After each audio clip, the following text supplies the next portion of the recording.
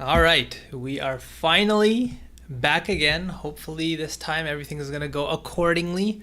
We had some big blunders. Let me quickly close the door here. 1 second, guys. I'm going to be blasting your guys' beats, so I don't want to shake the entire apartment building here.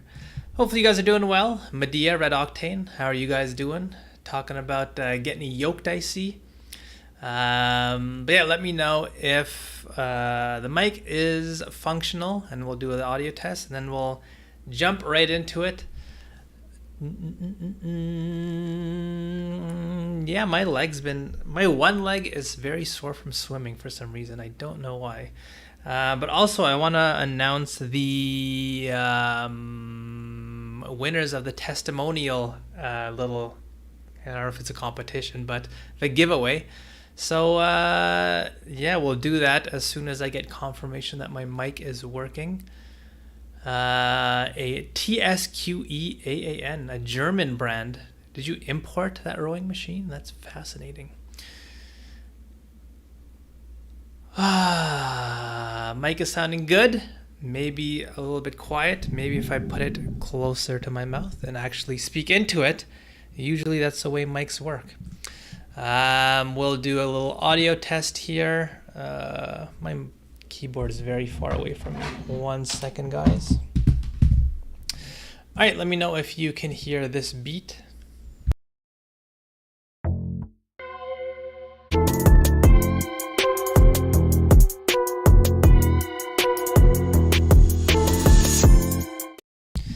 So yeah, let me know if you guys got that. If so, we'll jump right into it. Sharp, how's it going?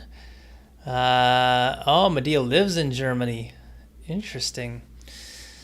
It's one of the ones with a water tank. I think my brother has that one. But yeah, let me know if the audio is good. And while we wait, let me first say thank you to everyone who... Beat sounds good as well. Awesome. Let me say thank you to everyone who submitted a testimonial. That was very lovely to see.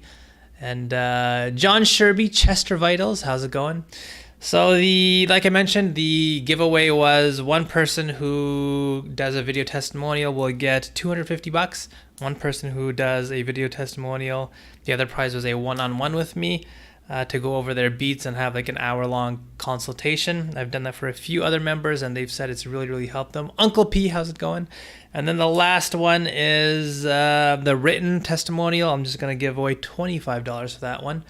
No beat this week, but you're here to support. How nice. Thank you, Sharp.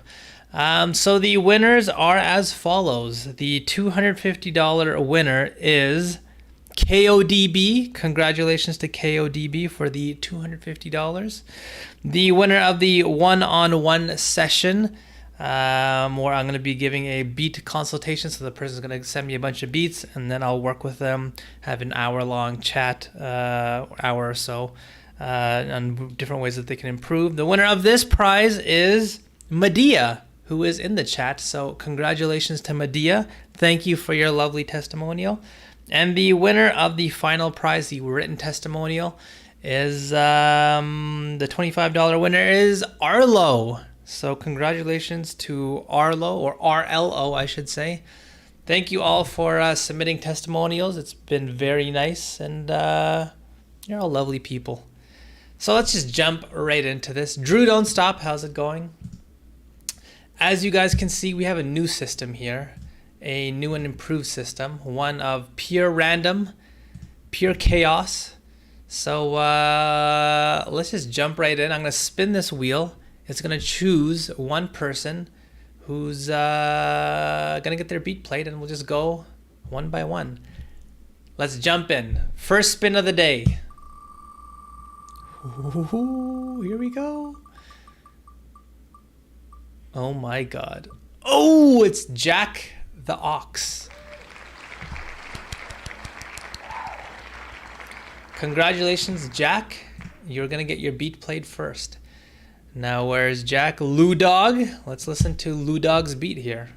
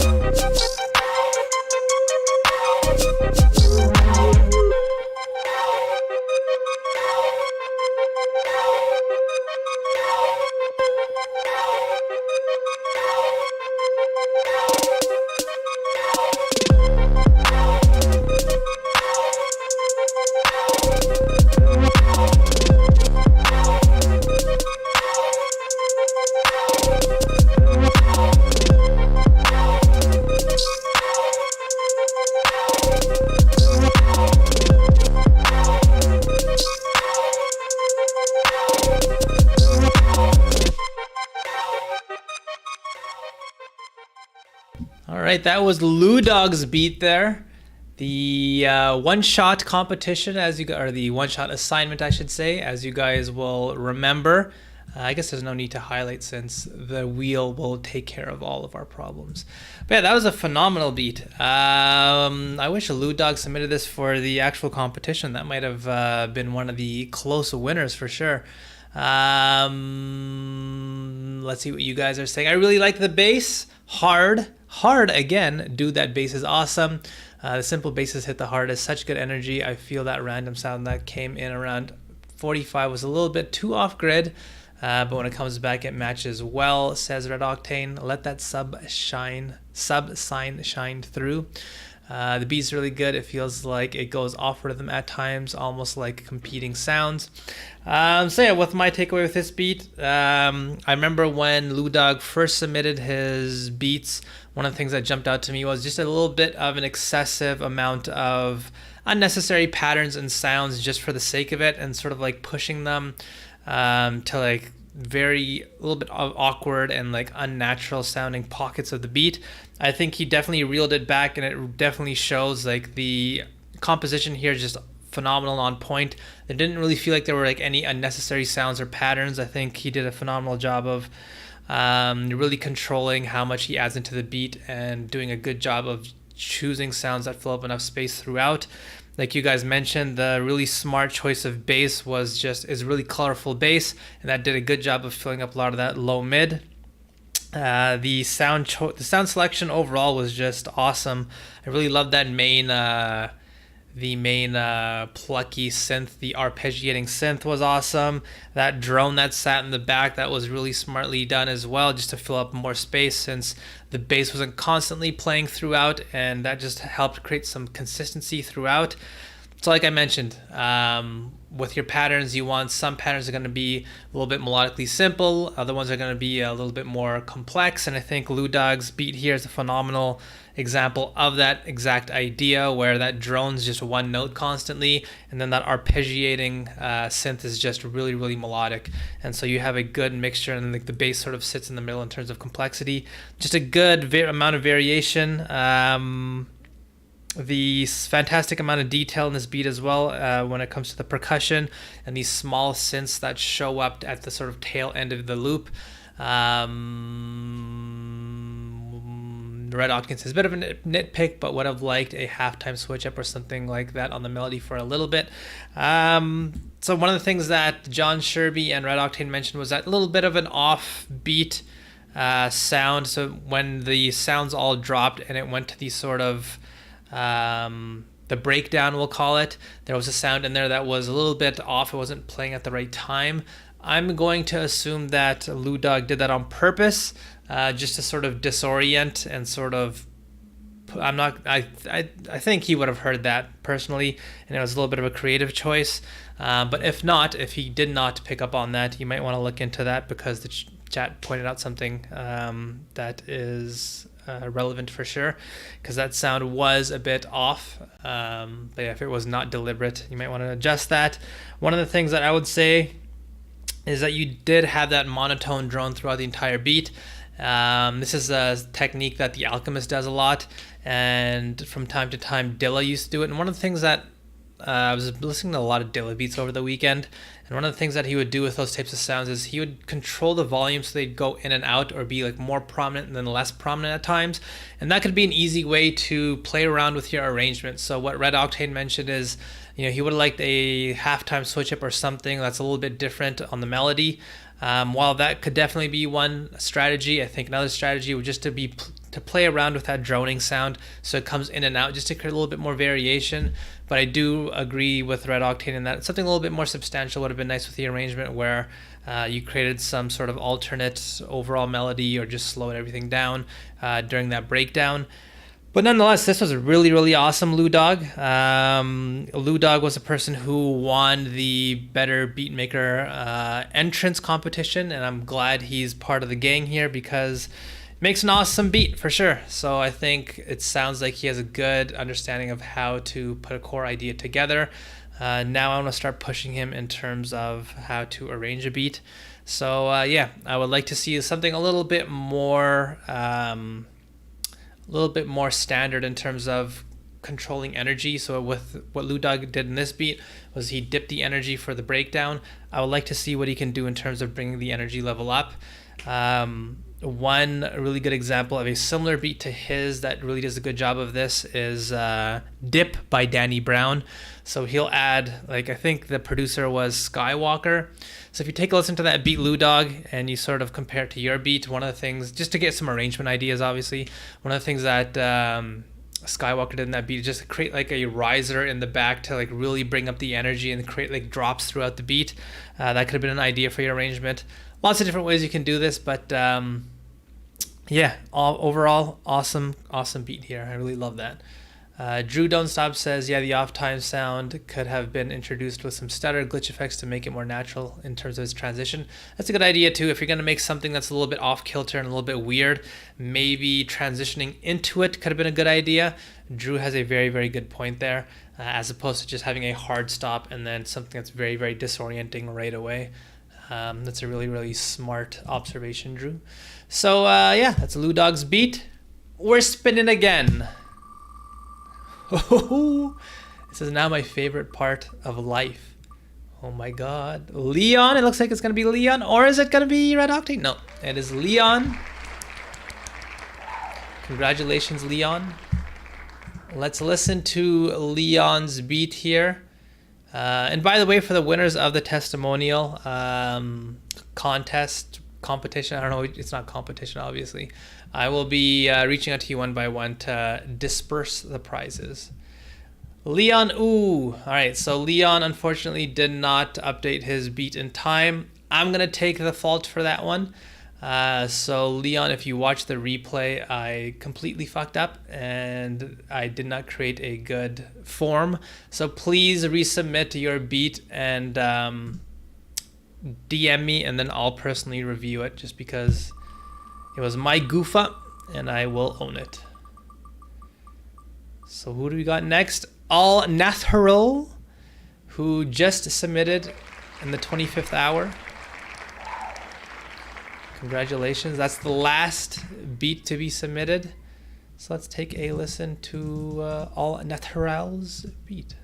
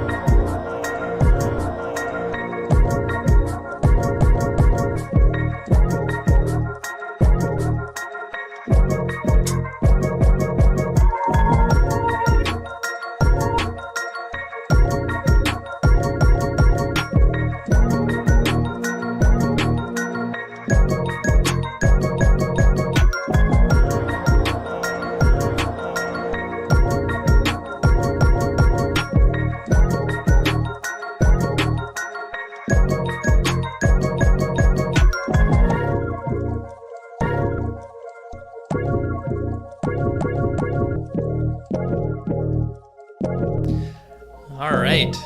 So West Coast beat from the title, I assume. Definitely a West Coast bass, which is a great choice there for the aesthetic he's going for. On the bright side, I get to spin the wheel again. That is true. I love spinning that damn wheel. Damn great groove, says John. Slightly quiet, but also feels like it could have been gain staged better. The hats are fairly loud. Love the bounce of it though. Felt like the hi-hat pattern was a bit flat sounding.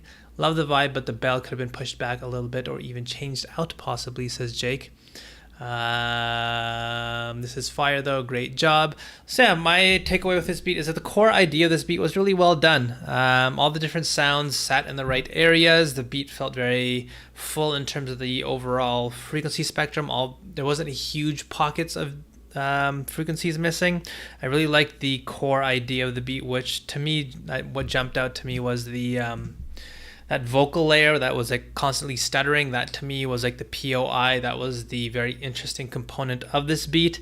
The accompanying sounds around it, like the piano for the main part, as well as the bass, really fit into the aesthetic of like a West Coast type of beat. So everything was well done. I would say that the Drew says I liked it a lot. It felt like it needed more atmosphere, noise, sweeps, etc. What I would say is Red Octane does have a point where the gain staging was a little bit off in terms of how loud certain sounds were. So like I mentioned, I really like that vocal layer, that stutter, and that sat in a lower frequency range. So I probably would have brought that up a tiny bit just because it felt like that area was a tiny bit lacking. You definitely did create a sound that sat in that area, but it just needed to be a little bit louder.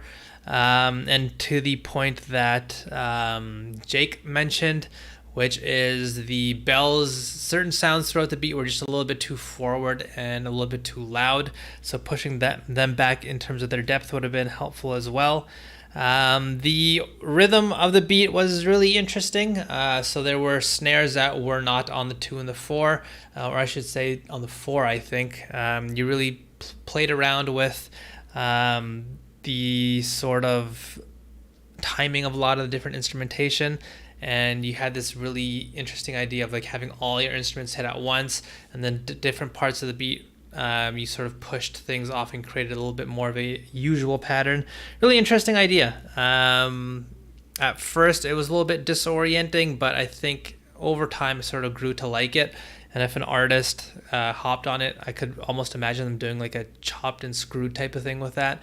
Really interesting, really cool. I like that idea. I think overall, the core sounds in this beat work. I think what you did with them work, but just sort of playing around with what do you want to make important in this beat.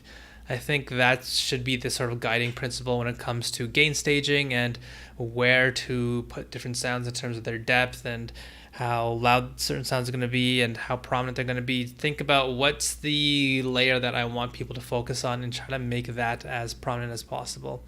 Leon, how's it going? I just joined the stream. Didn't really know why my link wasn't working because I actually did update it. So let me try again, Leon. Oh, okay, it's working now. All right, we'll take us into Leon's beat. Unfortunately, that prolongs the time I have before I get to spin the wheel again, which makes me kind of sad. But yeah, Leon, we'll take us into your beat. So yeah, that's my Drew, that's my takeaway with this beat. Really well done. Just think about where your sounds sit and how prominent they are, and what you want to be the focus. And also to the point that Drew mentioned, when you have a little bit more of a minimal section of the beat, when you really drop away all the different instrumentation, there were certain parts of the beat where it's just like the drums, the bass, and like one instrument. At that point, it felt a little bit dead. So to what Drew said, like having some atmospheric sound in the back, even just like a layer of noise, white noise or static, or just adding some small little reverbed layer in the back, that can really, really go a long way. So when you're trying to do those breakdowns and you get to the point where it doesn't really necessarily feel balanced, it doesn't really feel full, and it sounds somewhat dead, doing that can really, really help you out. So yeah, let's listen to Leon's beat here.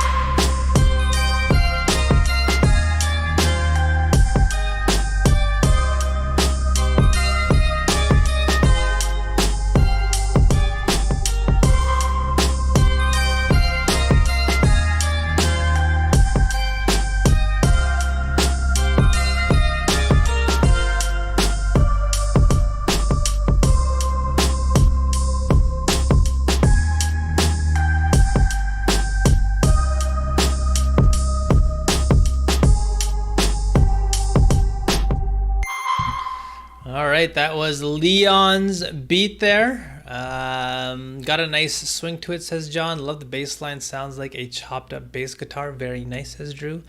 That ARP was a nice touch too. Cool breakdown. All very good. You guys have been very impressive with the bass. How you guys have used the different bass patches in the one-shot pack, because some of those are a little bit of a struggle. Red Octa says, yeah, the top line melody is nice. Really enjoyed it when it was playing along the other melody was dropped. Tell you, with this beat, Leon, I think you did a great job with your drum work, and you built a pretty complex bass line as well. It sounds like you have great musical prowess. The different patterns that you built throughout the beat worked really well.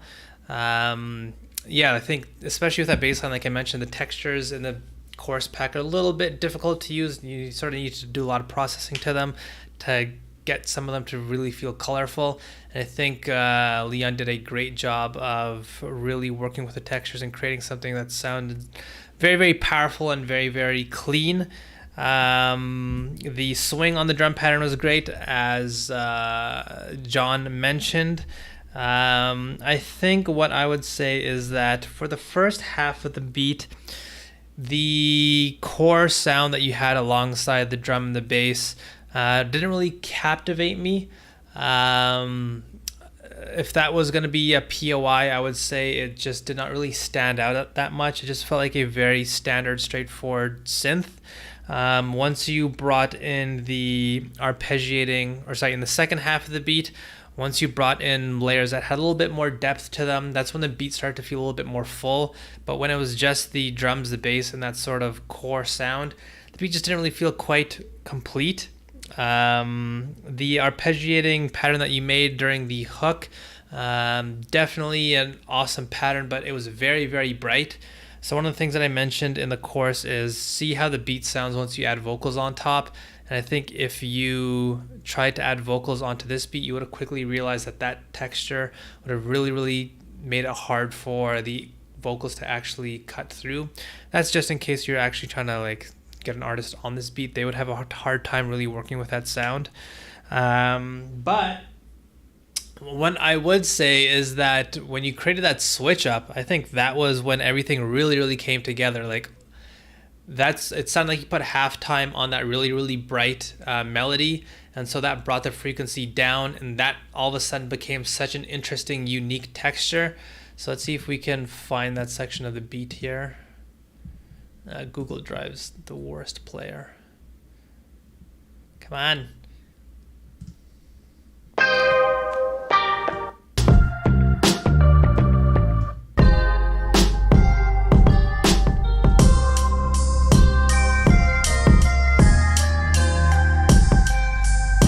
So the way the texture sounded when it's in halftime, plus the other synth that's playing around it, and the really cool bass line that you had here, that was a little bit more, typical of a Reese bass, a very dense synth bass.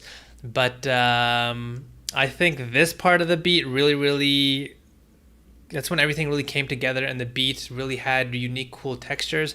I probably would have centered the idea around this core idea rather than the sort of one that you had for the remainder of the beat, because this is when things really came together for me.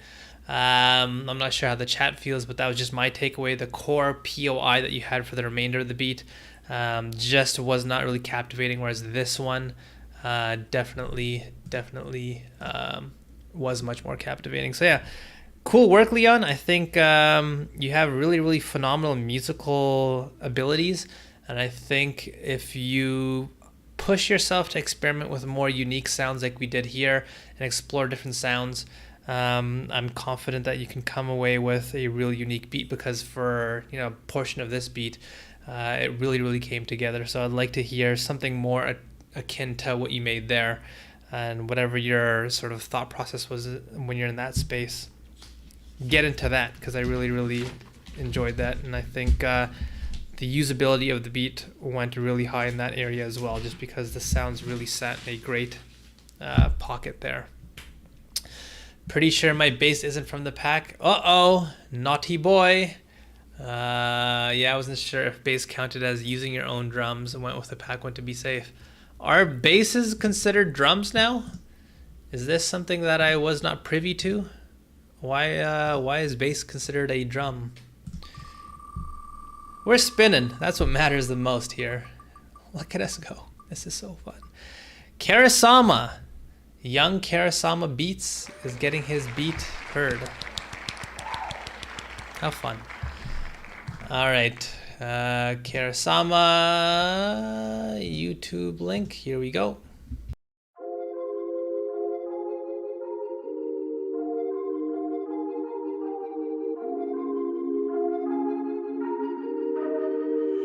Karasama.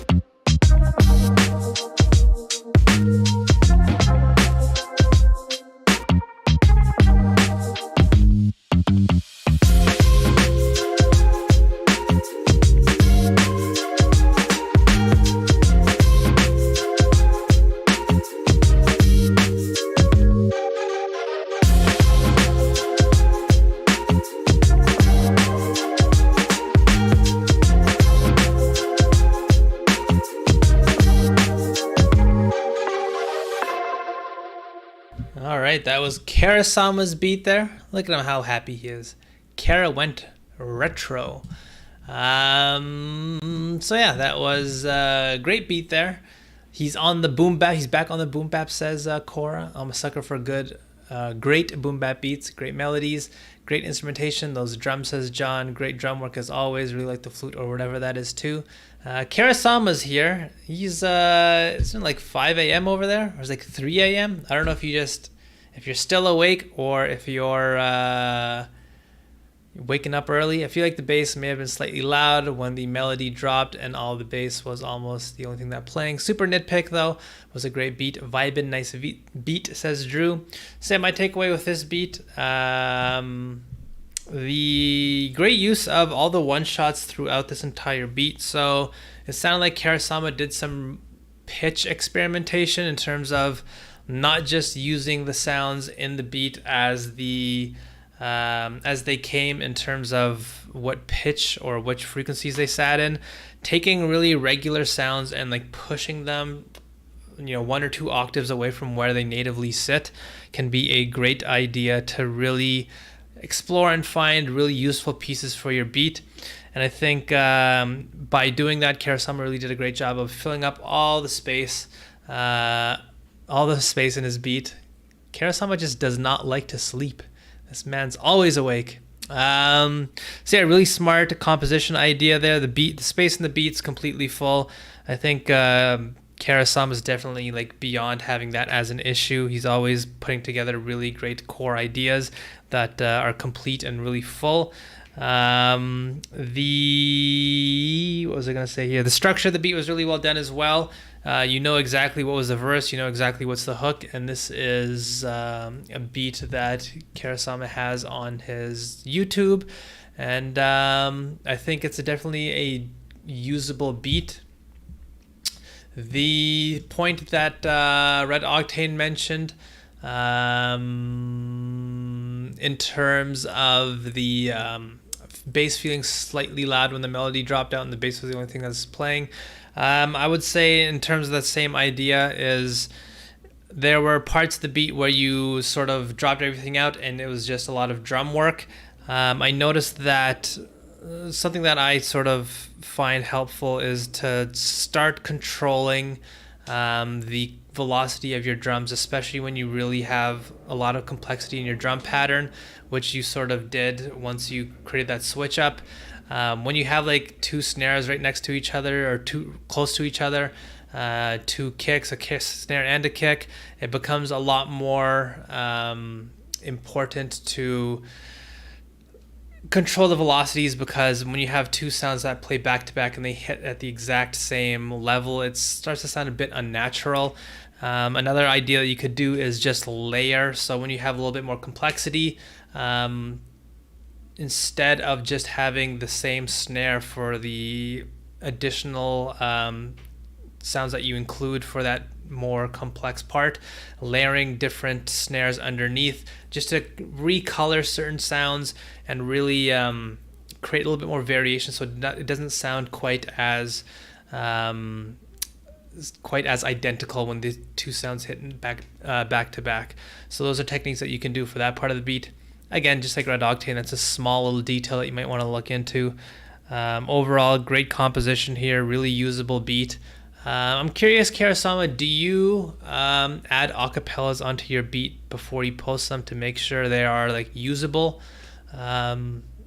Because that's something that's been very, very, very helpful for me in terms of understanding just how many layers I need to include in the beat and like where all the sounds sit. It's like one of the best hacks that you can use. Anyways, I'm spinning. I'm spinning, guys.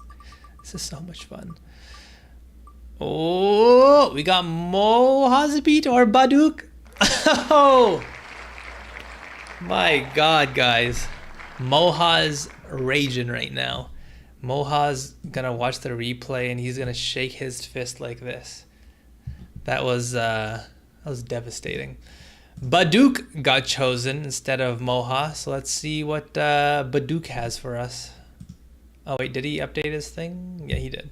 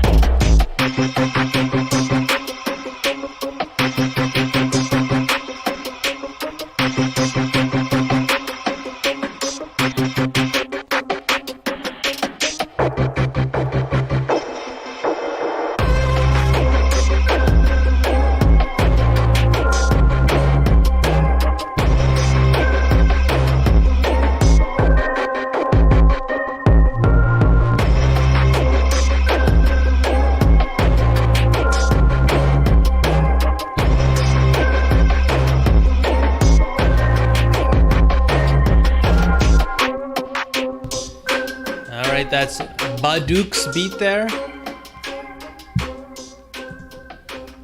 Dirty Knife is the beat name.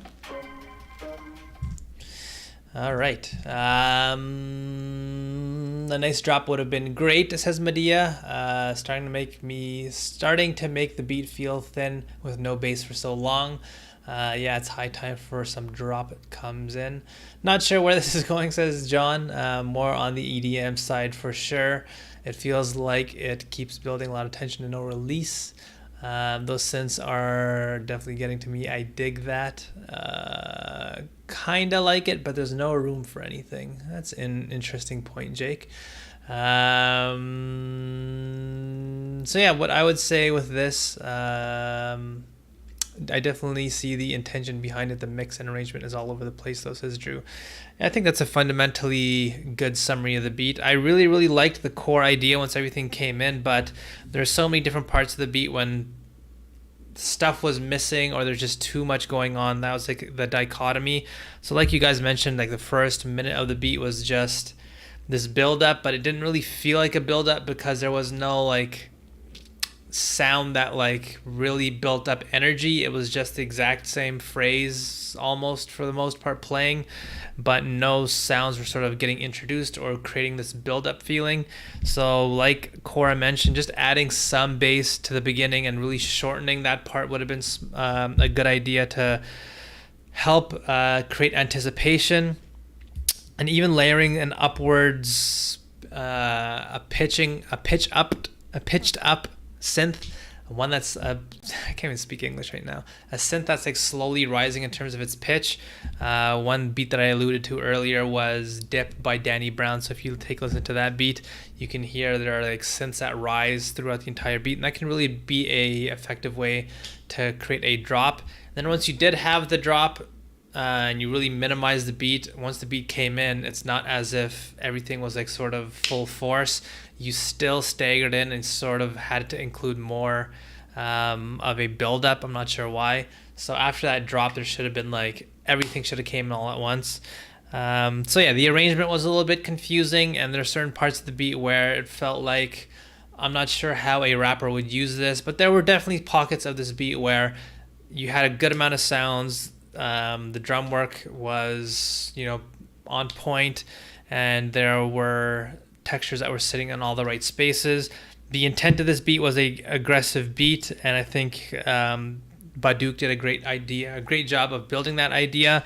I really love that muffled perk that was hitting on every beat that really created this driving energy, and I really loved the somewhat amelodic, a little bit of a monotone bass pattern. It was just two notes that were used overall, and that's just a great way to create an aggressive, hard energy.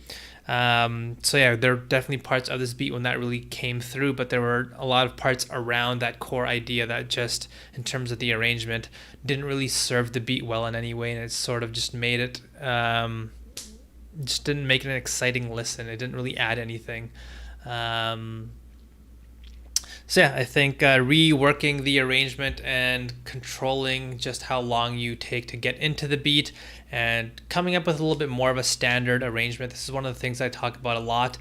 It's fun to be super experimental and really, play around with where certain sections stop and when certain sections start, and really being avant-garde, like a JPEG Mafia type of thing.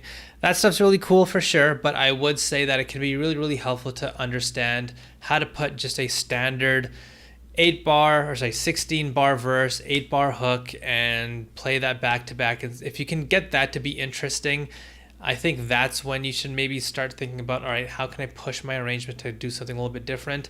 Because then you'll at least have an appreciation and understanding for, is there enough room in this beat for vocals? And then once you be a little bit more experimental, that's always going to be cognizant in your mind. It's always going to be a helpful cue. But again, I guess the question I would have for Baduke is if this is meant to be a beat that's meant to be used, or if it's meant to be an EDM type beat. Because if it is meant to be like an EDM type beat that's a standalone listen, I think the arrangement really hurts that idea.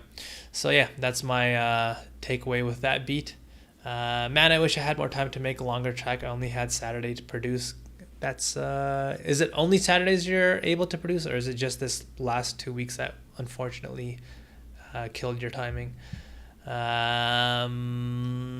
Let's see what happens on this wheel, though. Woohoo! All right, we got Nerdly's beat here. Nerdly, sorry. I love this sound effect of the clapping. Nerdly's beat. Let's take a listen to the... Oh, you know what? I should have been highlighting these because I have no idea who... Actually, I'll just copy and paste this. Because, yeah, obviously, like I mentioned, everyone's going to get their beat reviewed by myself during this stream, or the Better Beatmaker gang, which is Karasama and Cora, or Red Octane. So yeah, even if you don't get your beat reviewed in this stream, you'll get a review eventually.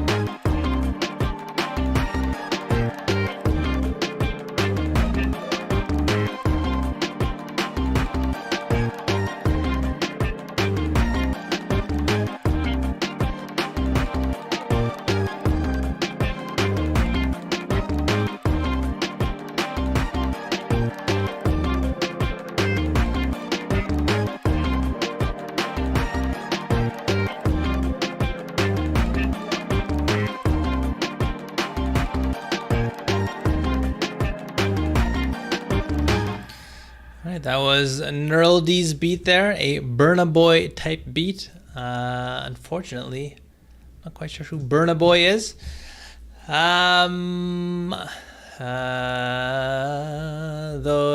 Those break fills, if slightly placed more to the beat, might sound more tight for a transitional purpose, in my opinion. That perk is throwing me off. Sounds like a metronome. Would enjoy some more rhythm to it. Interesting. I didn't pick up on that. Let me take a listen to what you guys are talking about.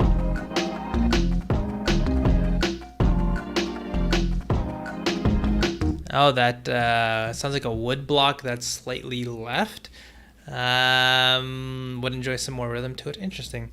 So I think you did a great job of... I personally liked like the small percussion detail, like in terms of that cool pattern that was panned all the way to the right, and he tried to create like an adjacent pattern to the left with that cowbell, even though Red Octane wasn't really big a fan of it.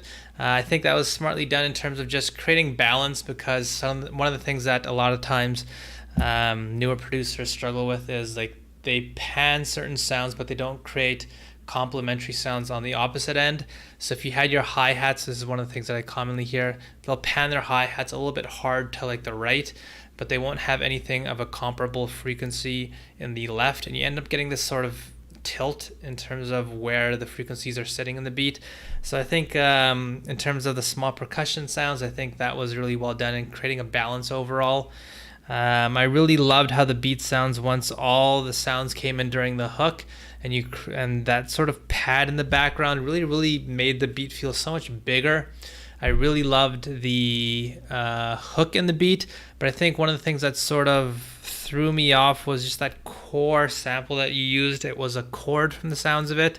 I think the just repitching that to create your core melody, I just wasn't that big of a fan of it. I oftentimes find that if you try to take a chord and repitch it, it's very difficult to find accompanying chords that feel like an actual interesting good progression, because a lot of the times when you take a chord and you just repitch it in terms of like, even if you're just build your own chord in FL Studio, let's say, or whatever DAW you're using. What DAW is this, by the way? I'm not even sure. If you're to build a chord and then you take all the notes in the chord and you push it up and then you push it down in terms of its pitch, most likely it's not going to create a nice chord progression. You'll probably need to change some of the notes in between the chords, in the middle, I should say. And so when you try to repitch a chord like this when you're using a sample, that's the problem that you're going to run into. So I think that's what sort of hurt the beat, in my opinion. And I think what Drew mentioned is the beat needing a little bit more glue in terms of how all the sounds sit. There was a little bit of a detachment that can easily be solved by just adding some sort of some mastering tool on the master, or even just a compression tool on the master as well. There's probably some stock sounds or stock plugins that you can use. Grout's in here. How's it going, Grout? Good to see you. Grout's probably enjoying the last month of summer before school starts. It's a Bitwig. I've never even heard of Bitwig. Is that looks like a pretty functional DAW though. So yeah, that's my takeaway with this beat, Neuraldy. I would say if you're going to sample a chord, it's going to make your job very difficult to come up with something that's compelling. But overall, I think you did a good job of building all the sounds around it and really creating a captivating hook. I noticed that the chord progression sort of vanished and got pushed back, and you brought in a lot of these other sounds that really helped the beat feel full. So maybe if you use one of the other sounds from the hook as the sort of core sound during the verse, that could have been an idea. But just that sampled chord progression just did not quite sit well in terms of creating something that sounds good. Oh, AJ is up. Or is it? Oh, J-Trop. That's the second time that's happened. My God, AJ. Yeah, AJ's probably crying right now. Probably crying. Wait, who got chosen again? Is J-Trop, yeah. Jake, you're up. This is thrilling.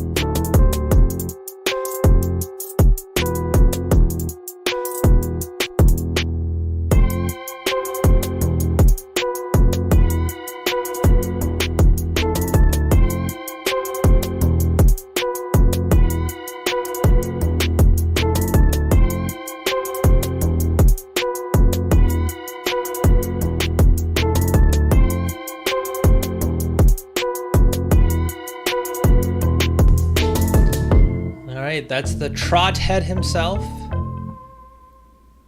Jake Trotter. I do love that wheel, and it does troll hard. Did anyone notice Me on the yellow cap on the right. Oh, this thing. That's become a world famous picture now. It's all over the internet, so I'm very desensitized to it now. While a very 90s No Limit vibe, the sounds seem off key with each other. Some of the sounds in my pack are atonal, can be jarring to use more than one. I agree with John, the melody layers seem very disconnected from each other. Personally, I like this. I think it works.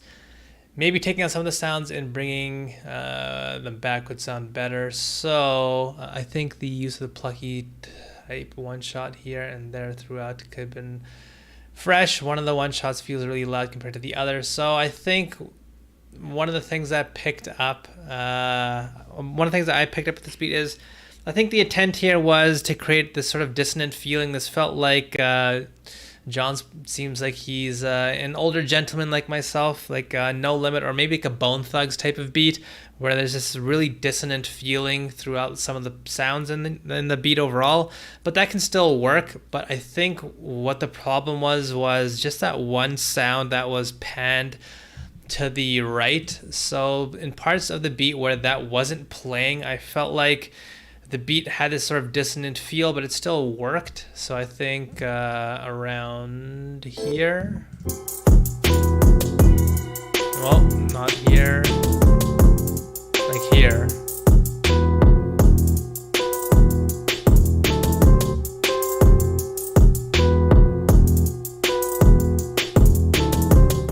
Like that has a very dark atonal feel to it, but it sounds like the pieces still work here.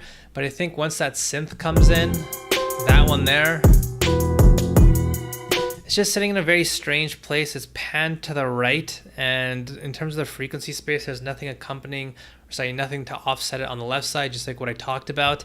And overall, I think even if it was in the middle, it just doesn't really work. I don't think the actual notes in that chord are actually working. Obviously, I'm not the strongest with music theory, but once that sound was removed, I think the beat really came together, and to the point that Red Octane mentioned, just instead of going with that route, just finding some sort of plucky sound and bringing that in and out throughout the beat could have been a good idea. I think the overall good job with the drum work and the bass line as well. I think that really helped the beat feel a lot more full. I remember when Jake first started submitting beats, one of the problems that he occasionally had, or often had I should say, was that his beats didn't sound full and almost felt like the beat was almost like a skeleton. I think this beat feels a lot more full than what Jake has submitted before, and I feel like this is a complete sounding idea, which is great to see. I think just that one sound was a little bit problematic in the beat. Doubling that synth and using different effects but similar compression on the left right would help a sound that's panned too far. That could help, but I'm not 100% convinced that sound is helping the beat. So I think switching that sound out for something else could have been an idea. Don't judge me because I used to buy and still own CDs. I have a bunch of CDs right down here actually.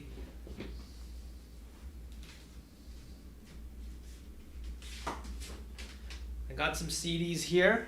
We've got the Rough Draft CD. That's my favorite album of all time, or one of them actually. Elzai. We've got Nas's album, Mobb Deep album, another Mobb Deep album. We've got Janelle Monáe, another Dilla album. I have a whole shelf of CDs, which I really like. And I got my vinyl over there. That's more so for showcasing. But are my armpits sweating? I feel like this room is very hot right now. I apologize, guys. So yeah, Jake, this is you've made really a lot of progress, which is awesome to hear. And it sounds like this beat was very, very close to coming together. It's just that one sound in here that was throwing me off.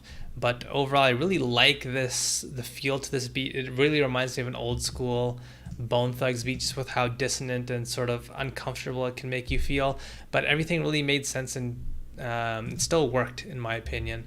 Awesome job, Jake. I think Jake is in here. I saw him typing earlier. Or is he hiding? Oh, AJ got missed again. We got Moha this time. Moha gets his beat heard. Woohoo!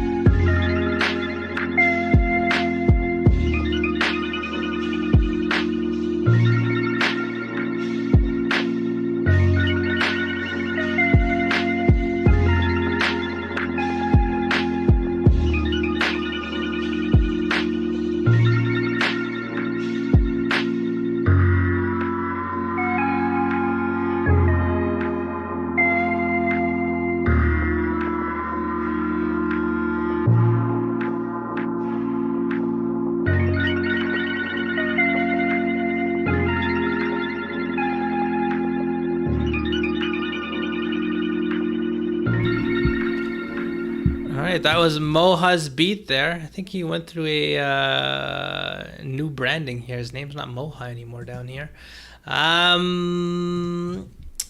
Let's see here. Moving is always a great thing for producers. It gives you that fresh start feeling. Yeah, I feel like there's a different feel in this room. I'm excited to make more videos and make more beats for those videos because I feel like there's something different about this room.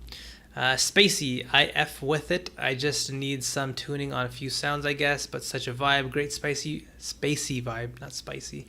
Beautiful depth. This needs vocals. Wow, I agree. All the ideas are there. Just some pitch things seem off. Love the area. Love this good one. ARP. What? Huh? I like the rim shot and the chiming ARP sounds that's panning around. Just maybe slightly turn the volume on it or cut it. Such a vibe, though. I'm curious of what that growly drone in the background started as. So with this beat, I absolutely loved it. This is such a unique sounding beat. A lot of creativity here and a lot of just uniqueness in terms of Moha just wanting to do what he wants to do. A lot of Moha's older beats, I remember, were very Middle Eastern influenced, and this is a departure from that, and I think this is such a great job of getting out of his comfort zone and creating something that's phenomenal. I love the layering in this beat. I love that core progression, that spacey, the spacey progression that he built with, I'm not sure what sound that would have been from the pack. I can't even think of what that could be, but great job of processing whatever sound you used throughout all the different textures at least. I love that unique, weird rising sound. Just like Drew mentioned, that growly drone that's in the background.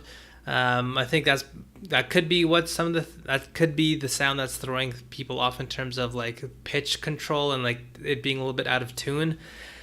I don't know. For me, it's just such a audacious sound to throw in there. It just does not. It doesn't feel like an instrument. It feels like such a unique texture. And it's so strange that I almost feel like I would want to leave it alone. I don't think I would adjust it just because it to me is what makes this beat so unique. That sparkling, chimey ARP synth was beautiful as well. I think the beat as a whole sat in the lower frequency region. That's probably a big reason why I just love this beat so much. I'm just such a sucker for really warm sounding beats like this. And I think those chimes sat in a good spot. I think the beat itself wasn't very bright, and so to use that sound as a way to sort of bring a little bit of brightness to it was good.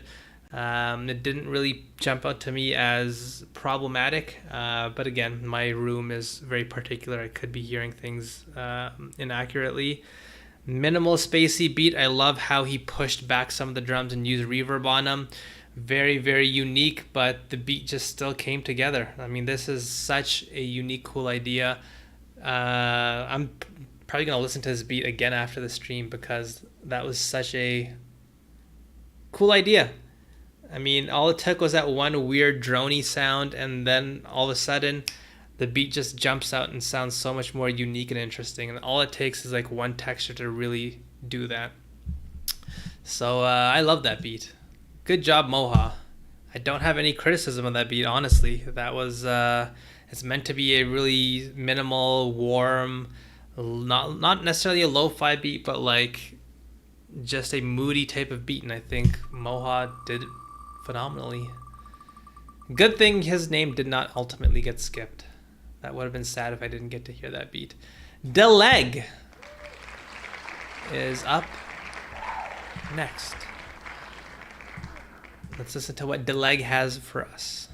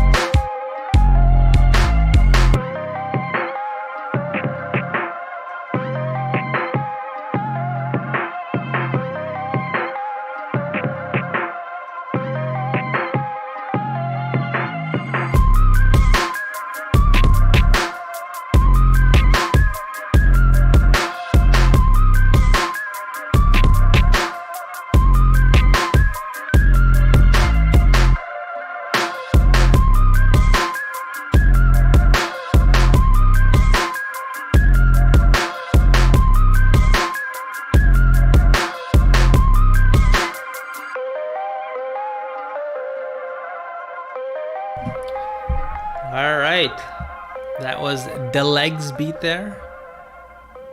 A Migos type beat. All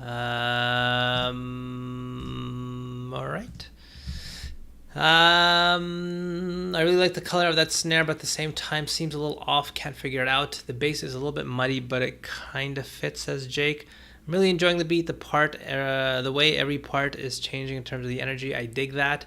I really enjoy this one, says John. I was thinking the same. Love how often they remove elements from the beat and then slowly bring them back in. An exciter on the synths or even on the master from 6,000 hertz and up would really lift the mix out of the speakers, says Drew. So I guess for me, I'm a bit confused by this beat, I would say.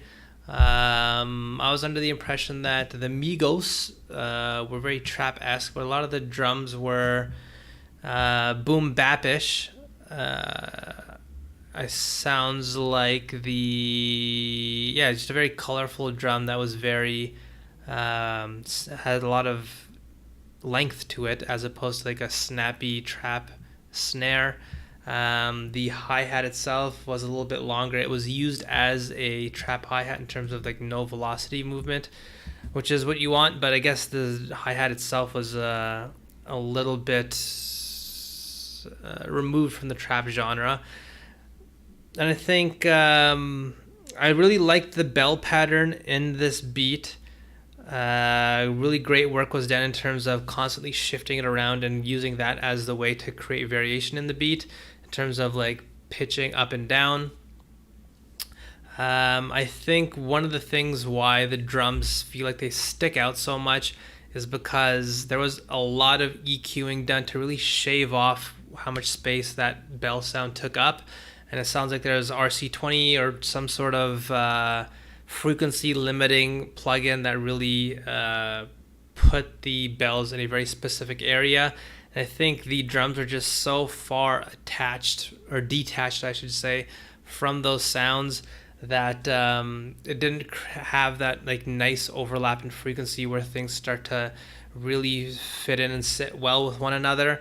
There was just so much like isolation in terms of where everything sat that everything felt like it didn't really sit and bleed into one another. So I think removing how much EQing was done on those bells and really having the sounds sort of start to sit on top of each other would have helped everything feel a little bit more cohesive, I think. It was just something that was a little bit strange in terms of how the drum sat with the actual melodic pattern. It just felt very detached, and I think that's the reason why. What Drew said, an exciter on the synths or even the master from 6,000 hertz and up would really help lift the mix out of the speakers. What synths?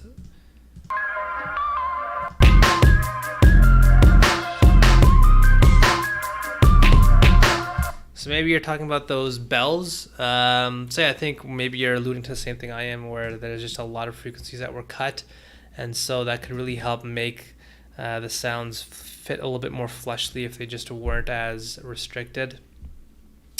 So yeah, that's my takeaway with this beat. Really good job with that bell pattern though. That felt like it came from a sample pack, but obviously since it's a one-shot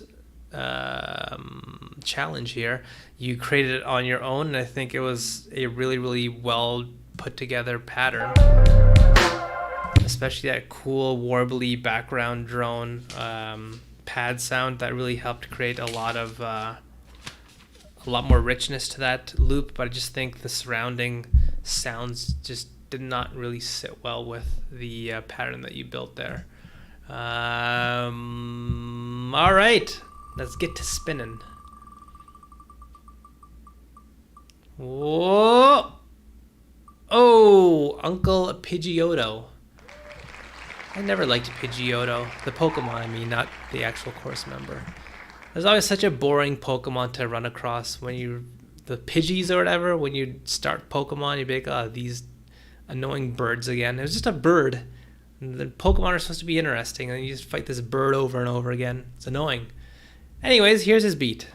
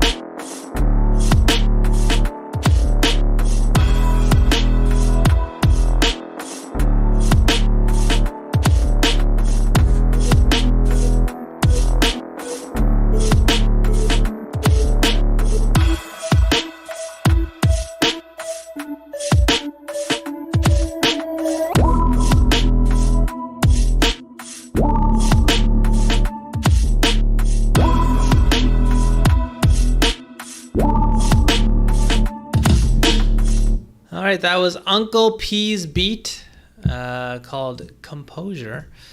So what my feeling is with this beat, the drums in this beat are very, very prominent and very, very forward and overwhelming. They are like the centerpiece of this beat.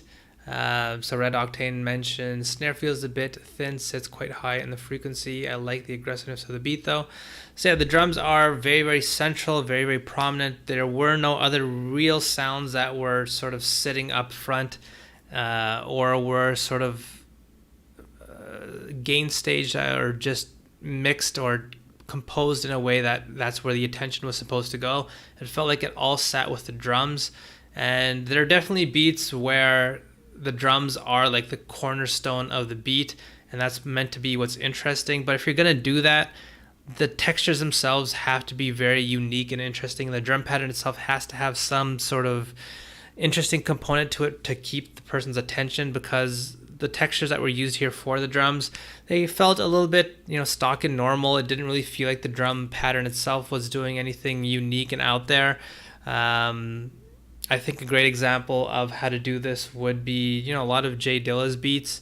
If you take a listen to Fuck the Police by Jay Dilla, very interesting, unique drum sounds. The drum textures are just really, really rich, and that's what can really hold the beat. Another example, what's that one from J-Lib with Percy P? Maybe we'll put it on and I'll get demonetized, but who cares? Percy P, J-Lib. A J-Lib exclusive. Again, so I'm stepping in to catch wrecking when I'm my next of kin. A bitch exit spinning, I'm exiting. Purse is nice, worth the price. If he first entice, one of the most praised men that served this twice in the earth since Christ. Ideas to lay a light years away from what's here. So you can hear the drums are very, very textured. They have a lot more color. The drum pattern itself is kind of like a wonky, and it has like a variation of different textures with like the repetitious open hi-hat, and it was smartly layered with like a synth that plays over and over again in the back. And I think with Uncle P's drums, they just were not rich enough, and the drum loop felt like it didn't sort of create a flush drum loop in terms of the cohesion with all the different textures.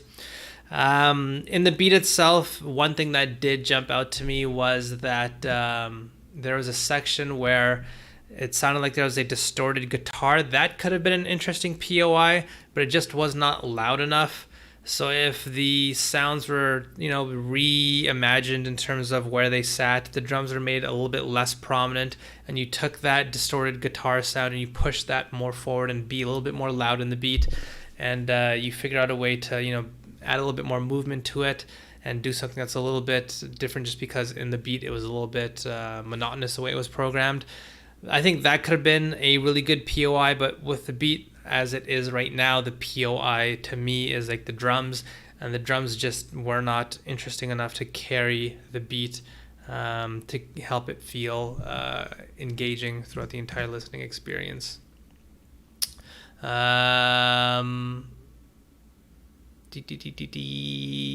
Was some of the, while interesting, it feels a bit droning, says John. Some of the synth type sounds didn't meld well with the metal feeling of the rest of it. If this was meant to be a metal-ish type of beat, again, I think the over-the-top drums that are just a little bit more textured could have been what really elevated the beat.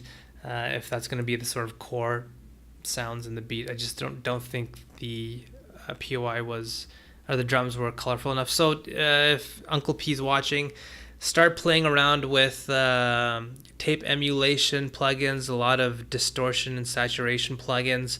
I do a lot of videos on, like, I think in my over-explained videos, I should say the modern boom bap videos, I do some examples of how using those types of tools can really overhaul the way your drums sound to really elevate them. All right, here we go.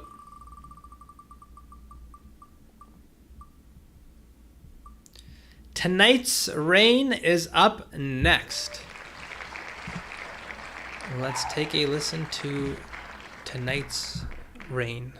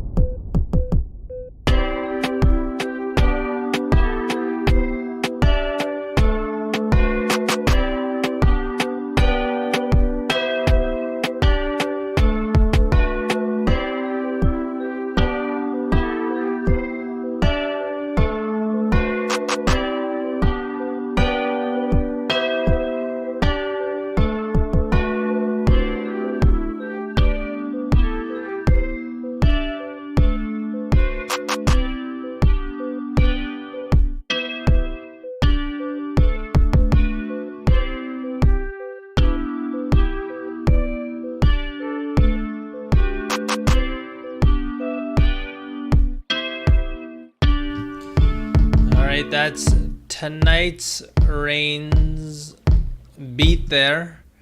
So we've got a monkey emoji, we've got an elephant emoji. I'm not quite sure what's going on in chat. John says it's definitely got a unique vibe. Doesn't sound cohesive as Karasama, but a happy vibe, no doubt.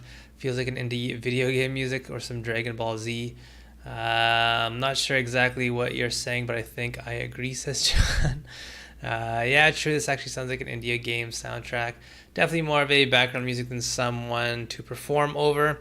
So the beat's name was Reggaeton. So I assume it was supposed to be like a reggae type of song.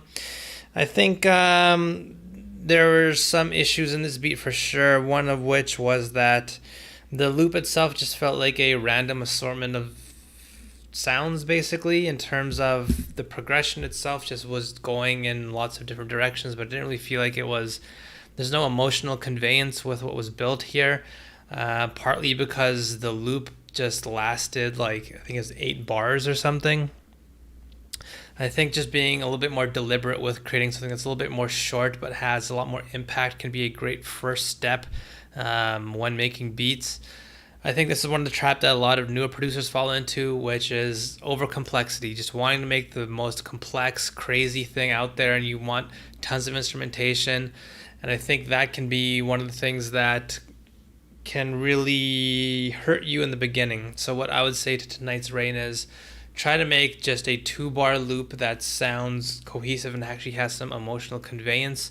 Because I think when you push yourself to do like an 8-bar loop, that's when you're just going to start shoving in random notes just to get to the end of the 8 bars. And that's what it definitely felt like with this beat. Yeah, just give yourself a more manageable goal of like, all right, 2-bar loop. I'm going to try to come up with something that actually makes sense and makes me feel something. With this beat as well, there's no bass. When you have a 4 on the floor type of beat like this, I think having the BPM this slow might also be one of the things. This is 80 BPM for a 4 on the floor type of track. Picking up the BPM can be a great way to make the beat, if it's minimal, feel a little bit more full. Something that I talked about in the course, where it's almost like cup in a water, where if the cup level is like this much, imagine if I made this bottle half as wide, all of a sudden the water level would end up rising and look like there's more water in it. The same way with sound. So if you take all your sounds in your beat that's at 80 BPM, you push it all together to bump it up to like 100 BPM, all of a sudden the beat's going to start to sound a lot more full.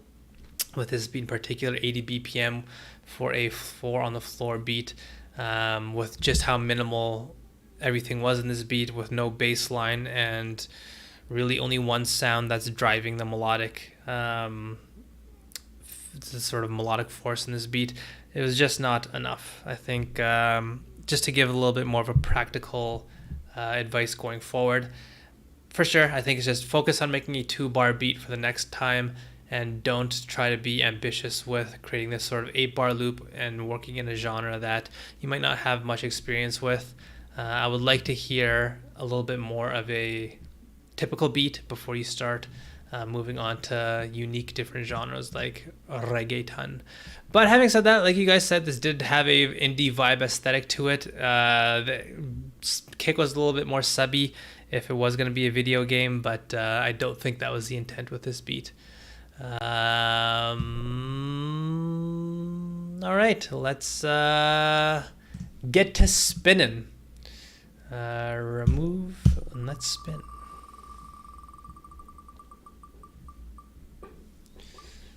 Is AJ gonna get his beat heard finally? Oh yes, that was close. Well done, AJ. You've been patient this whole time. Let's listen to your beat now.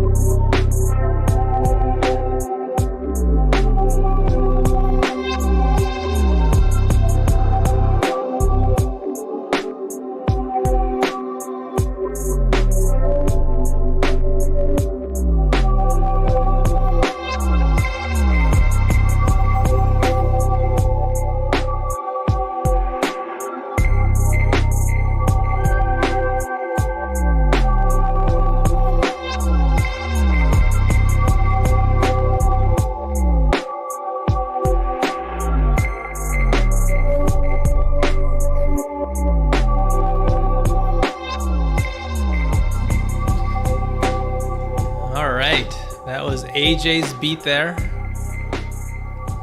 Very spacey and alien. I liked it. All right, let's see what you guys are saying. I like the texture. I like the vibe and the texture, says Medea. One of you guys said something really interesting, which is Drew said, feels like a lot of really spaced out sounds needs something as an anchor that's more prominent in driving. That's a really, really good point. I'm loving the vibe, mega chill. While I like the X-Files vibe, at least for me, I would like some more energy to it. Not sure if it's the drums or the lack of the other melodic parts. Yeah, a lead would really help. Also feel some of the bass slides are unnecessary and overdone. Drums seem like they're a little bit buried. If whales had a nightclub underwater, I'm pretty sure they would play this beat. That's a good point. I never really considered that, Medea, but you have a good point there. This is really well done. I just want one more thing to really grab me, like I said earlier. I think I definitely agree with Drew. Overall, I really love the spacey sound design and the weird, the sort of mashed up, floaty pad that was used throughout the entire beat. The weird background or backwards basses were really cool. Like Cora mentioned, they were used very prominently throughout the beat. Personally, that didn't really feel that problematic to me. I definitely do agree with Drew in that the beat needed an anchor, and I think that's just a great way to phrase it, which is the beat was very floaty, very ephemeral, very ethereal, and all the sounds were very pushed back in terms of the depth. And I think just taking a sound and just using it as something that helps create a little bit more tangibility, because it's just more upfront and doesn't have that crazy amount of depth, could have been really nice.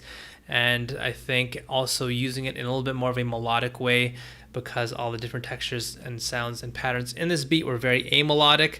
Just having that one sound, it doesn't have to play throughout the entire beat. Just creating like a riff every once in a while can be enough to really help keep the ethereal, spacey feel to the beat, but just have the beat feel a little bit more tangible.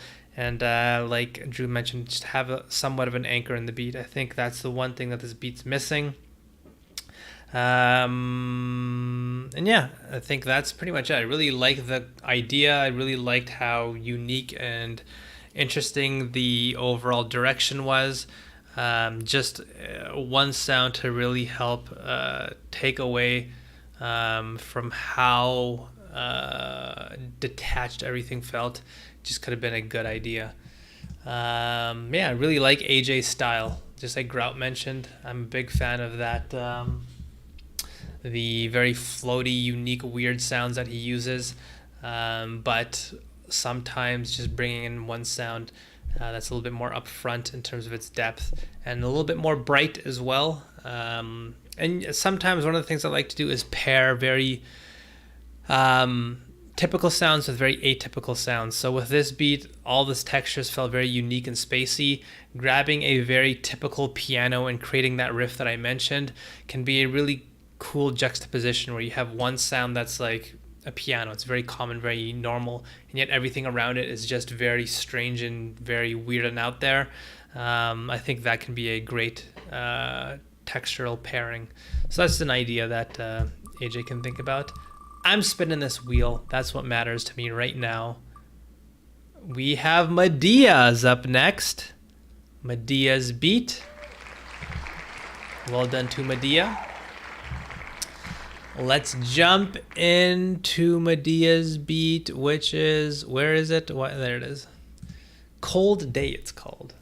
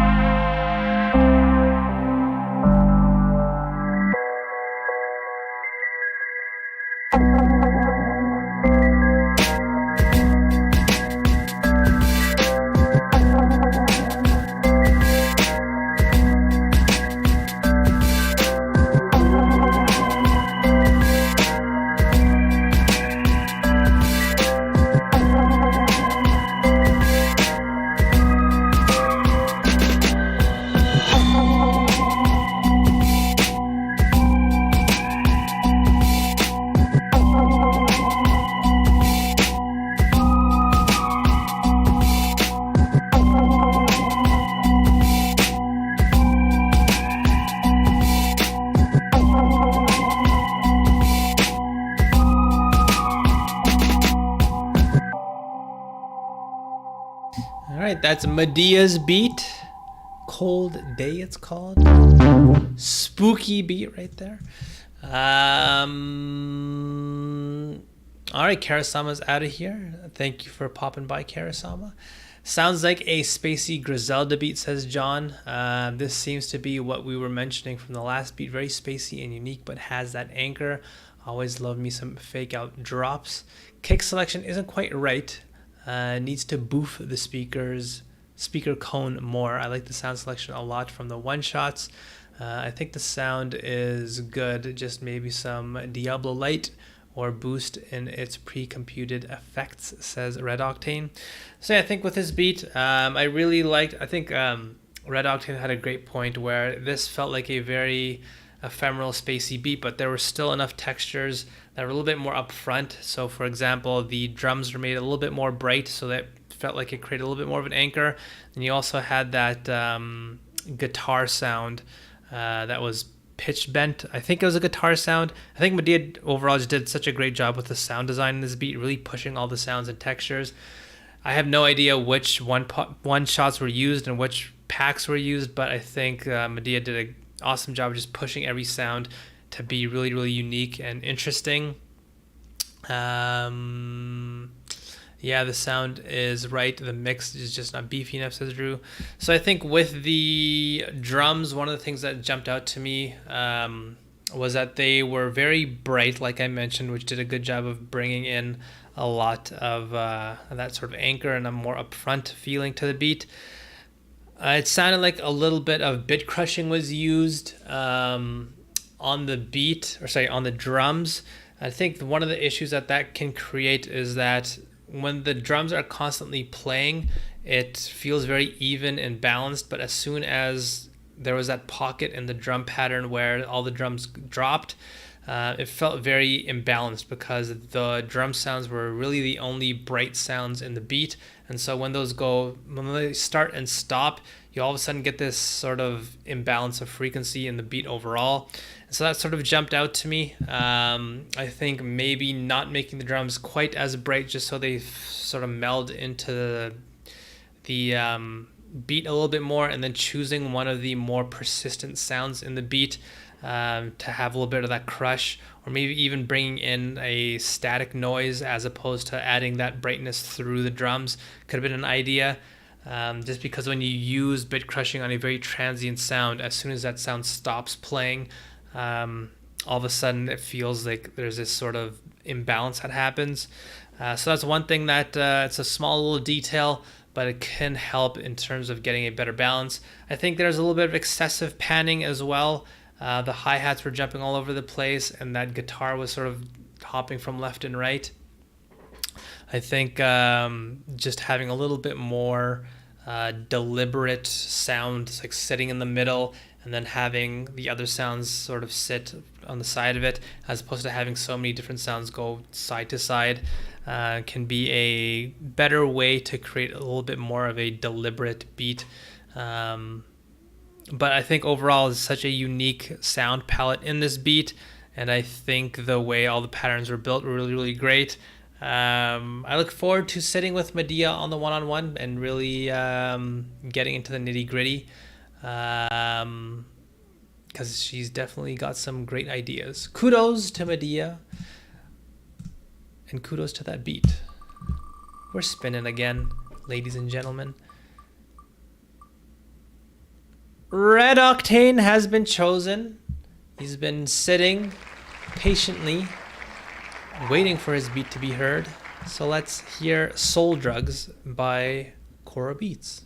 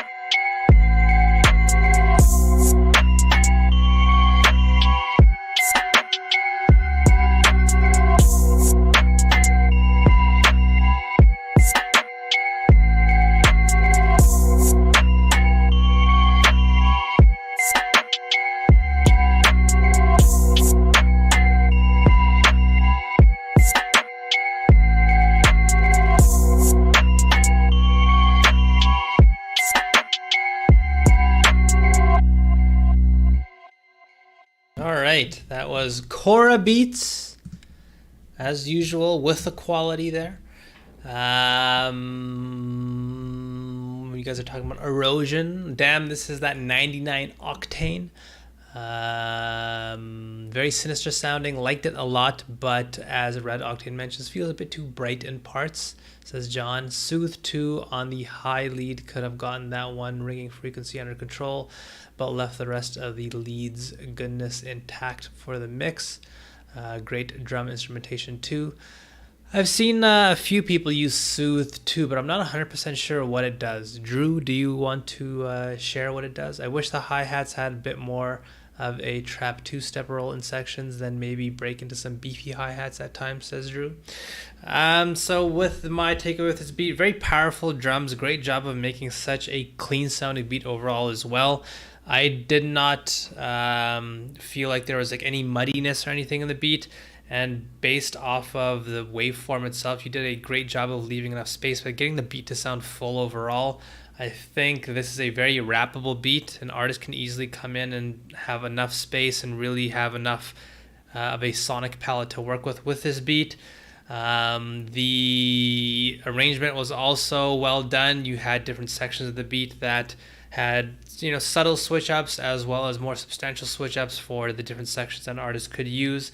You did a smart job of using automation. So like I mentioned much earlier in the stream, Cora had that monotonous sound sitting in the background that's very faint, and he used automation to duck it out sometimes and bring it back in to be more prominent, and it just really created this awesome detailed experience where it felt like there was a variation throughout the entire beat just by using that one sound.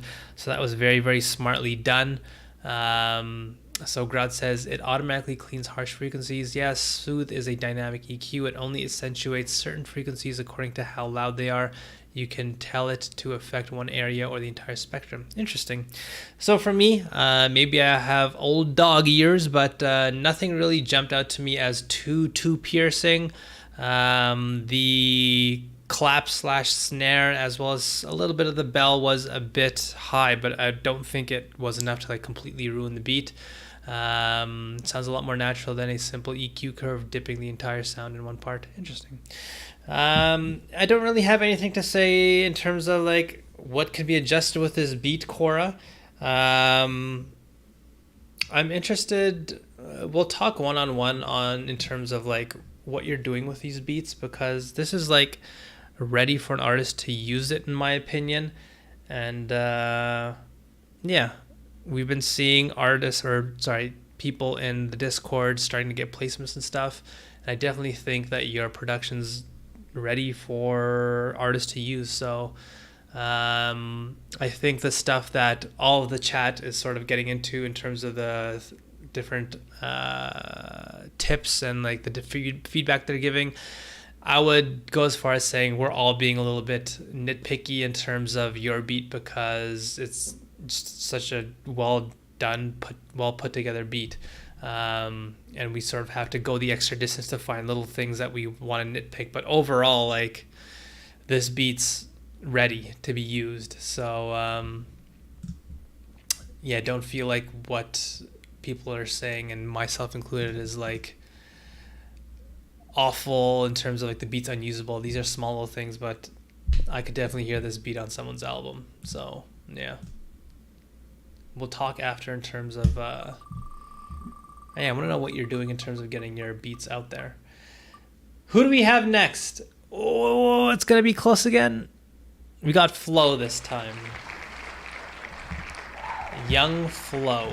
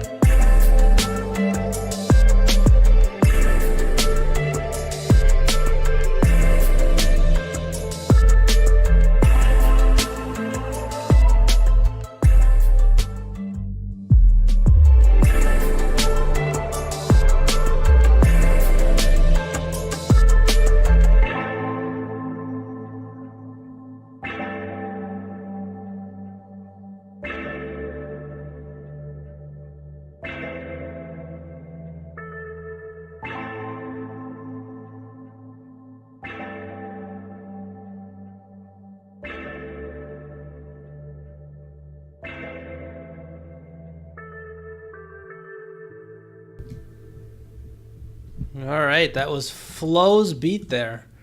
I feel this is very similar to the beat that we just talked about. I don't really have much negative to say about this. Corey mentioned I really focus on making this for an artist instead of so many beat switch ups and whatnot. Yeah, I think the way you arranged it was very, very smart in terms of getting an artist to use it, because it's a lot more open, which is exactly what you want to do. This is sweet, smooth, bouncy vibe for sure. It may be just me, but the snare feels fairly quiet at times. Love the movement in each sound. They really complement each other. I think there's a lot of ideas, but not a clear one. That just might be me though. Yeah, I think that this beat, my takeaways, is just a great balance and getting all the sounds to sit in their own pockets. Everything fit very well. It didn't really feel like there were rogue sounds anywhere that were like confusing what I was hearing. Grout says, of the beats I've heard from Flo, they've all sounded high quality. Yeah, I think the subtle layers throughout this beat were great as well. They added a lot of amount of detail and smartly done. One of the things that a lot of people do is they'll shove these small little sounds right up close and right in your face, and it ends up distracting you from the core idea and the core feeling of the beat. Flo definitely did not do that. He smartly put a lot of the stuff in the background and really added a nice layer of detail and really made it sound very full without having the listener being distracted. The arrangement was well done. The transitions were on point. The one or two small little things that I'd say is like the low pass during the hook was a bit weird. I'm not sure. I don't think I've ever heard like a low pass technique used like that on a hook. For the verse, that makes sense, but for a hook, it'd be kind of strange. And to me, like to what Sonny mentioned, there's a lot of ideas in this one. To me, the core idea was that guitar. I think that was the main POI, and I think a little bit of variation on that could have been nice. Maybe adding a low-pass filter on just that element and ducking it out every once in a while could have been an idea. But once again, this is similar to what I mentioned with Cora. I'm nitpicking at this point. This is a very well put together beat that sound very cohesive and very high quality. It's very professional, I think. Once again, this is artist ready for Flo. So good job to Flo. Let's spin. We've got two blues next to each other. Whoa. Silver's up next. The man himself who made the pack that a lot of you guys used. Let's see what Silver's beat's all about.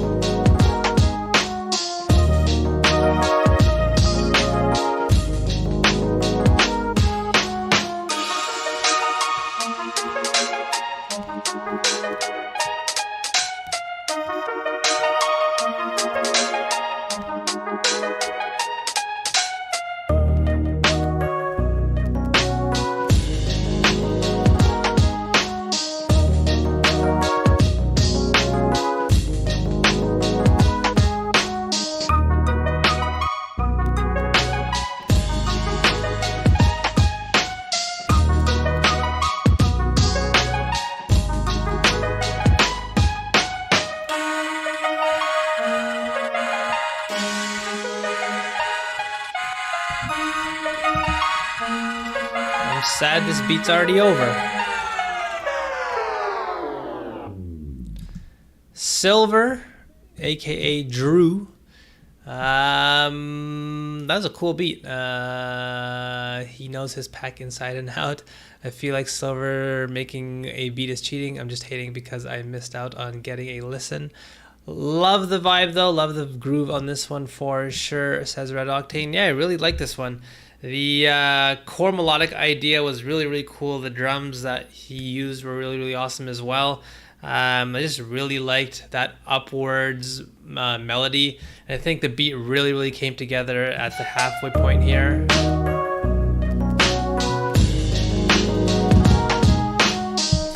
The beat's only like 1:20 long, but I think throughout this entire 1:20, there are enough pieces in here to make a full beat. I mean, the arrangement here is obviously like quickly moving, and it seems like it's almost like an exhibition, an exercise, and just trying out an idea. But if you wanted to arrange this into a full beat, just like using this section here as the verse and then using the other sections as the hook, boom, you have your full beat right there. The melody was catchy, just like Red Octane mentioned there. The one thing that jumped out to me was that high-pitched synth at the very beginning was a little bit too in your face. You did pitch it down at times, and that's when it felt like it sat in a little bit of a better place, just because it wasn't as bright, and therefore got pushed back a little bit, just because, as you know, like I mentioned in the chorus, if you have a very bright sound, it tends to feel like it sits closer towards you. And because that sound was just so it was like the only sound that sat high in the frequency spectrum, it felt like it was very far removed from the rest of the sounds, especially because the drums are dirty. It's this sound here that I'm alluding to.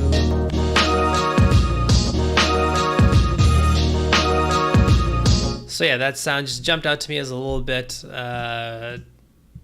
too far removed from the rest of the beat. But yeah, I feel like I'm sort of just pointing out little small things here. I think if this beat was arranged in a little bit more of a traditional way, using all the pieces that are already in here, this would have been a really, really awesome beat. Red Octane says, could easily make this into a solid 3 minutes. Yeah, I want to do a really heavy breakdown and pull it out to 3+ minutes. That plucky sound in the second half really made it. Yeah, I really liked...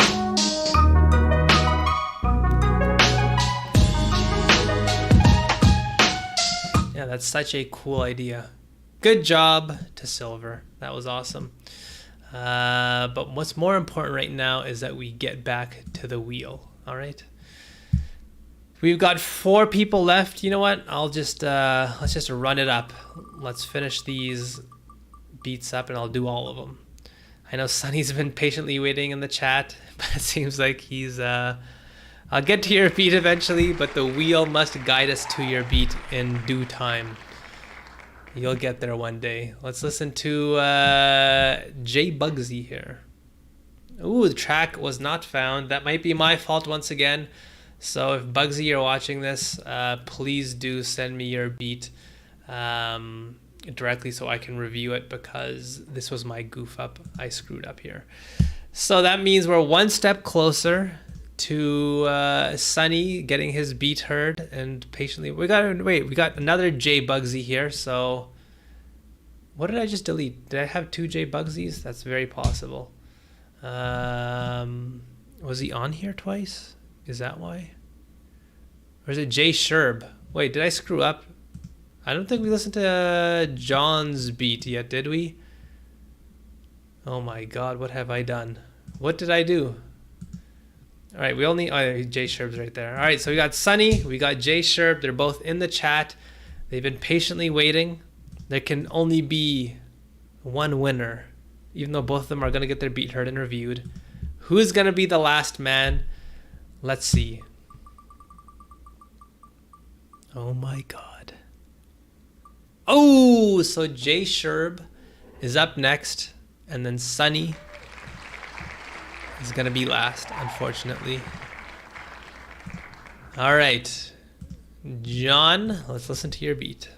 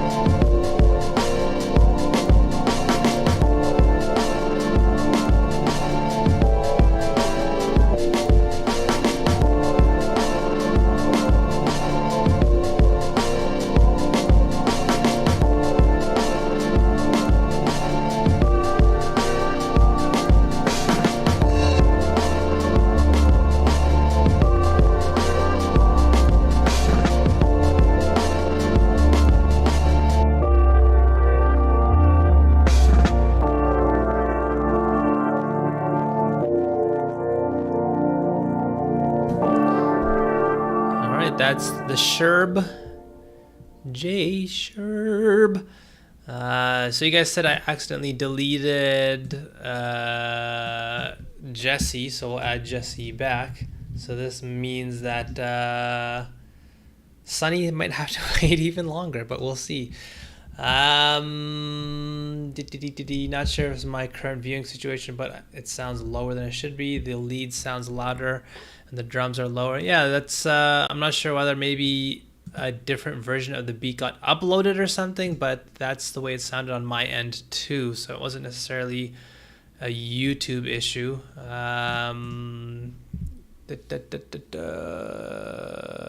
Jesse works but got removed from the wheel. All right, so yeah, I added him back. Yeah, I noticed mine was a bit muddier than I heard it from my computer. Seems like some resonant frequencies in those filter down sounds.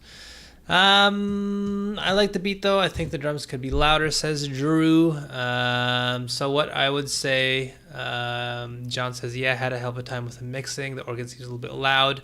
The drum is fire. I think there's a little bit of clipping on the sample at that point. So yeah.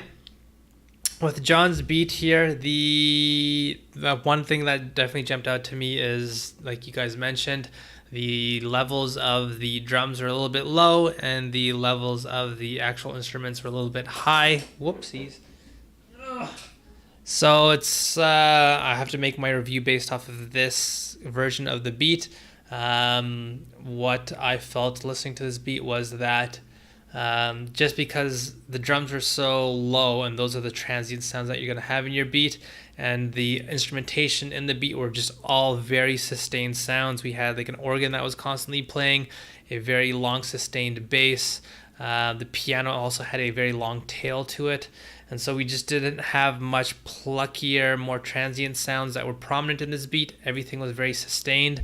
And so after a while, it felt like the beat got a little bit too sort of overwhelming, just because it was just, there's sounds constantly playing. And that might be this version that was maybe accidentally sent. I'm not sure exactly what happened here, because the Sherb man says he had a different version of the beat. I definitely did like the core idea of the beat in terms of the gothic dark feel. I think that's what the Sherb man was going for. I think he definitely executed that well. I like the progression. But with this version, the drums definitely need a little bit more juice. The snare needed a little bit more layering, just because the drums were just so pushed back, and the instruments were just a little bit too forward. So what it could be as well is Google Drive's compression. Actually, I don't think that has its own compression algorithm, so I'm not sure why it seems to be different than what the Sherb man is saying. But yeah, with this version, it just didn't feel like the balance between plucked transient sounds and long sustained prominent sounds was done in a way that felt balanced. It was just a little bit too sustained, a little bit too oppressive because of that. Yeah, cool idea. And the Sherb man, I'm not sure what happened there. Let's spin. Jesse versus Sunny. Who's gonna win? Who's gonna be waiting? Sunny finally gets his beat heard. Well done, Sunny. You've been very patient. I'm glad to see that your dreams finally came true. Uh-oh. Sunny, you might want to update the link, because it looks like this one, in fact, is not complete. It cuts off here. So please update that link, and we will end up listening to your beat last anyways while we wait, because we're going to listen to Smoked Out by Jesse here.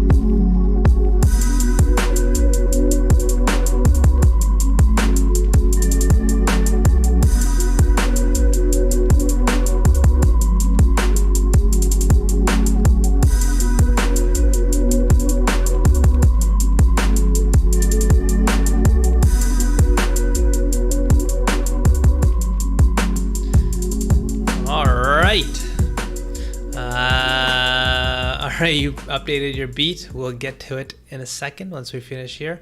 Promising start, funky, really nice drum, says Jake. This one's tough as heck. I really like the main melody, but wish it sat more up front in the mix. Agreed, says Drew.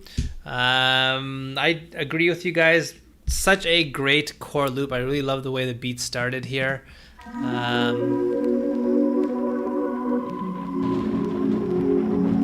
It's such a cool, awesome sound design done by Jesse here. So I think one of the reasons why we're saying that the main melody would have been nice if it was more up front is because the drums are just very, very prominent and very, very detached from the sample.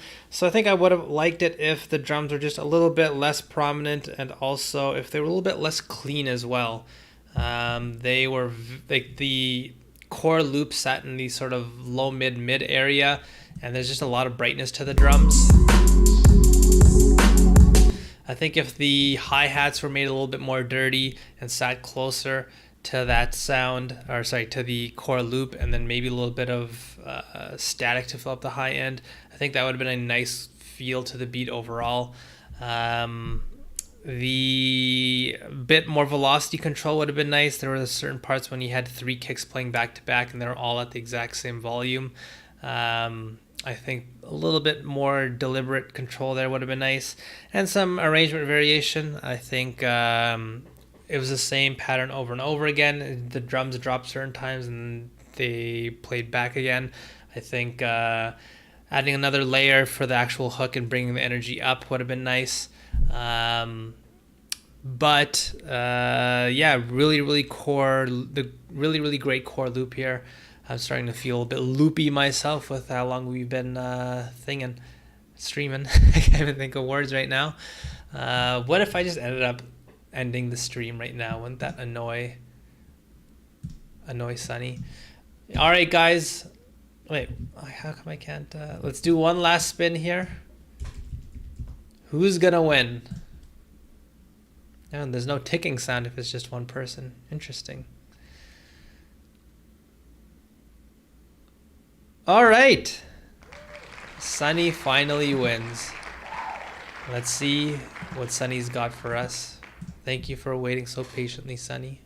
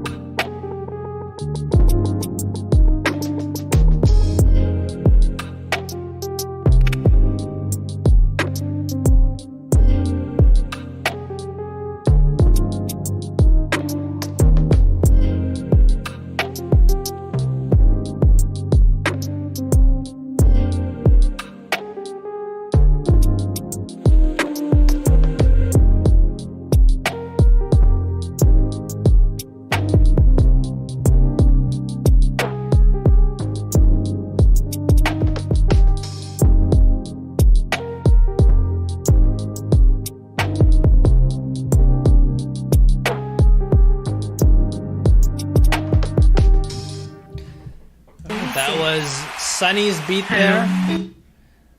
Great way to end the stream. I really like that beat.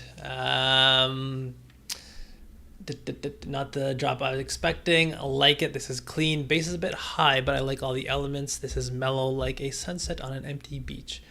Thank you all for making all the awesome music. I'm blown away by the scope of what we covered with these two kids. I definitely agree. There's a lot of variation, a lot of different sounds were used, a lot of cool ideas. Love the lead fluty pattern. Nice choice of sounds, very nice balanced. Change up smooth as silk too. This is a top shelfer. I really love this beat. I really liked how the core sounds that were used in this beat. I'm not even sure where they came from, which pack, but they felt very, very beach-y. The mood of the beat was awesome. I really love these chill types of beats. The drum work was awesome. You had a little bit of a unusual drum pattern, but I think it worked just because you introduced the elements very well, and the rhythm of the actual core pattern was very, very understandable. And so when a bit of the unusualness came in with the drum pattern, it didn't feel completely jarring or anything. I like the multiple perks that were used. I think overall the sound selection in this beat was phenomenal. I think maybe the reason why Grout mentioned that the bass felt a little bit too high was just because one of the bass texture in the pack, I've noticed that once you start jumping in pitches, it can start to feel a little bit unstable just because the sample repitching might not be that great depending on what you're using.